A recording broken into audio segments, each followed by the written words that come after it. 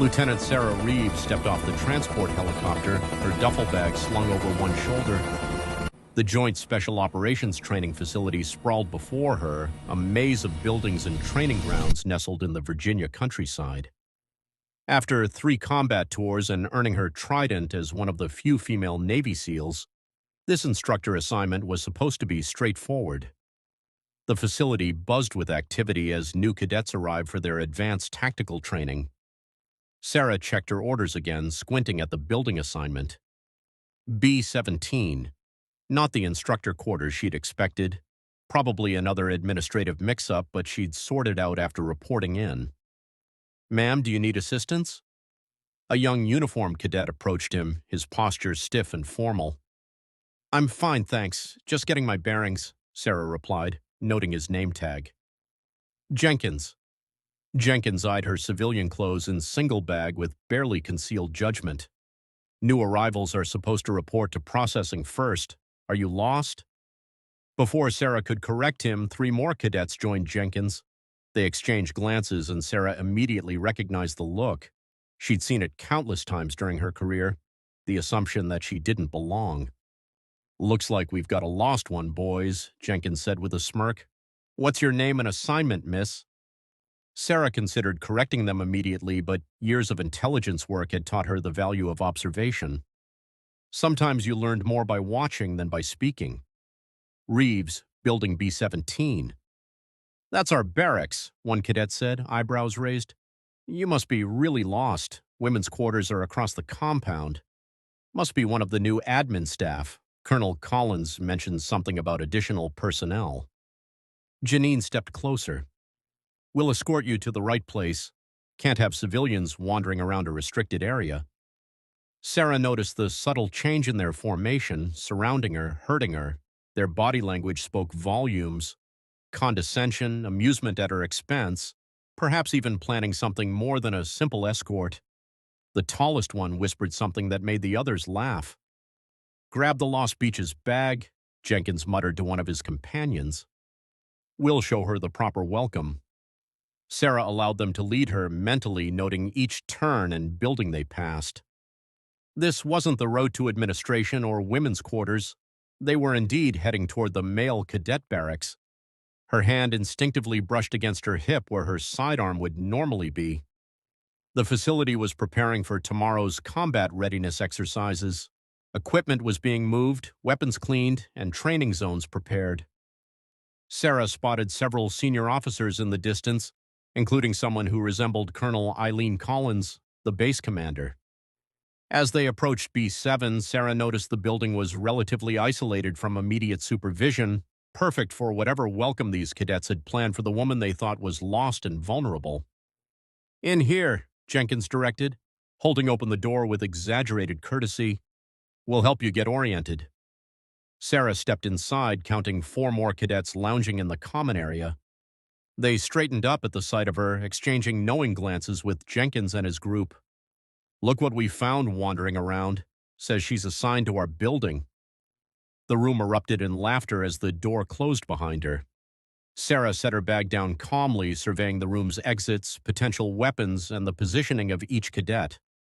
Whatever they had planned, they had no idea what they were about to learn about judging a book by its cover. The cadets circled Sarah like wolves, their initial amusement hardening into something more predatory. Jenkins pulled a training knife from his pocket, flipping it casually in his hand. "Standard welcome procedure for newcomers," he explained with a smirk. "We run a little combat assessment. Nothing official, just helps us understand who we're dealing with." Sarah maintained her calm demeanor, though her senses heightened to full alert. She'd faced actual insurgents with less hostility in their eyes than these entitled young men. "First test," Jenkins announced, nodding to 2 cadets who moved to flank her. "Disarm scenario, standard procedure." Without warning, one cadet lunged forward, attempting to grab her from behind while another reached for her arm. Sarah's body responded with muscle memory honed through years of combat training.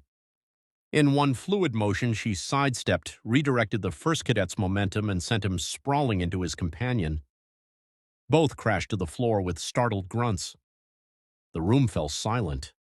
"Lucky move," Jenkins muttered, his confidence visibly shaken. Let's try something more challenging.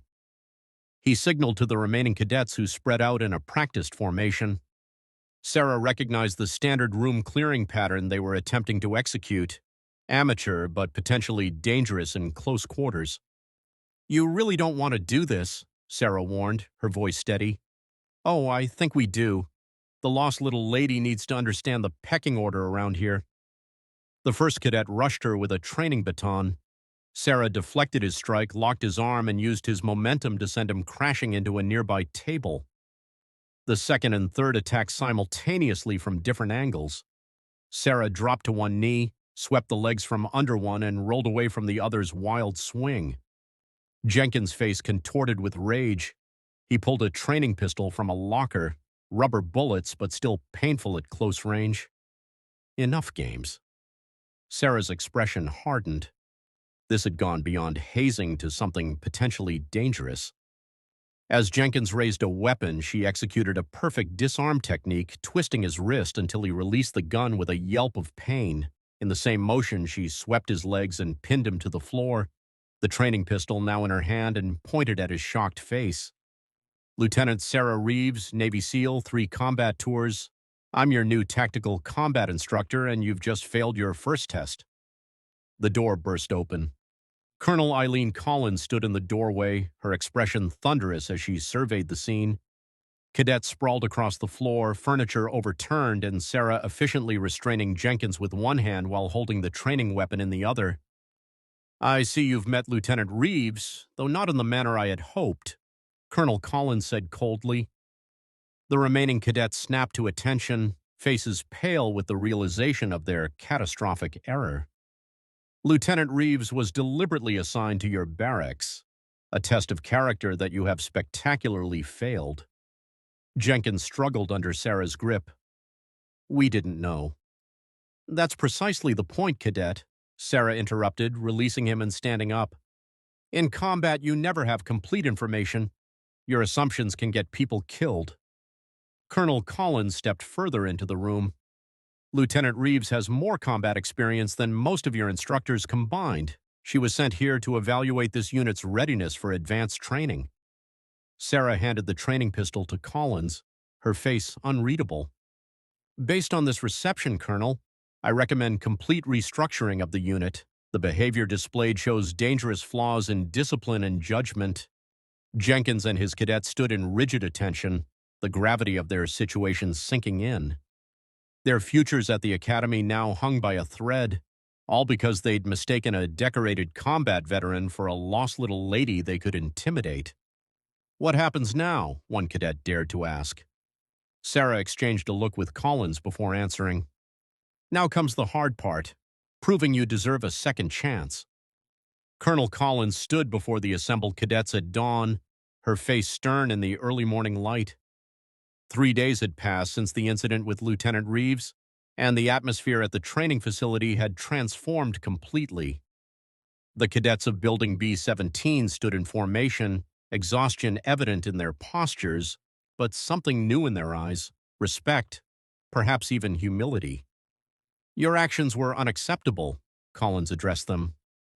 In any other circumstance, you would all be facing immediate dismissal from this program. Jenkins swallowed hard, his gaze fixed forward. The other cadets remained perfectly still. However, Collins continued, Lieutenant Reeves has made an unusual request. Sarah stepped forward, now dressed in her full Navy SEAL uniform, combat decorations visible on her chest. The sight sent a visible ripple through the cadets' formation. I didn't come here to end careers. I came to build warriors. Real warriors understand respect, judgment, and consequences. She paced before them, studying each face. For the past 72 hours, you've undergone the most intensive training schedule this facility allows. Lieutenant Susan Anui once said that true strength comes not from dominating others, but from overcoming your own limitations. You've begun that journey. The cadets had indeed been through hell. Night operations, endurance tests, tactical challenges that pushed them beyond what they thought possible. Sarah had been there for every moment, performing each task alongside them, always finishing first. Your rehabilitation is not complete, but I've seen something worth salvaging in each of you. The question is, have you? Jenkins stepped forward, breaking formation. Colonel Collins raised an eyebrow, but allowed it. Lieutenant Reeves, on behalf of all of us, I want to apologize for our conduct. We dishonored everything this uniform represents. He paused, gathering courage. We request permission to continue under your command, whatever that entails. Sarah studied him, then looked at the others. The easy path would be to dismiss you. The harder path is to transform you. She turned to Collins. Colonel, with your permission, I'd like to form a special training unit with these cadets.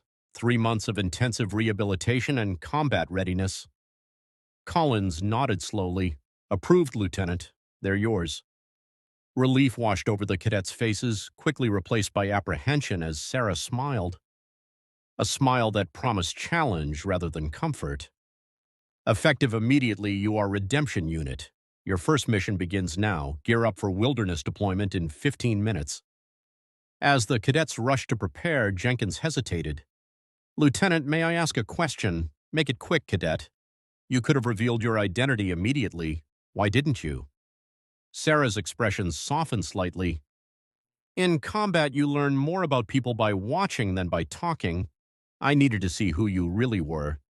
More importantly, you needed to see it too. 3 months later, Colonel Collins stood on the observation platform as Redemption Unit completed their final evaluation. What she witnessed was nothing short of transformation. The unit moved with precision and coordination that rivaled veteran teams. More importantly, they operated with a level of mutual respect and trust that had been entirely absent before. Sarah approached Collins as the exercise concluded, satisfaction evident in her expression. They're ready, she said simply. For graduation, for something more, Sarah replied. They've requested deployment as a support unit for the humanitarian mission in the Eastern Conflict Zone. Collins raised tribes. That's active combat territory. They know it was their unanimous decision. Sarah watched as Jenkins led the unit in securing their equipment, his leadership now evident in every action. They want to prove themselves where it matters.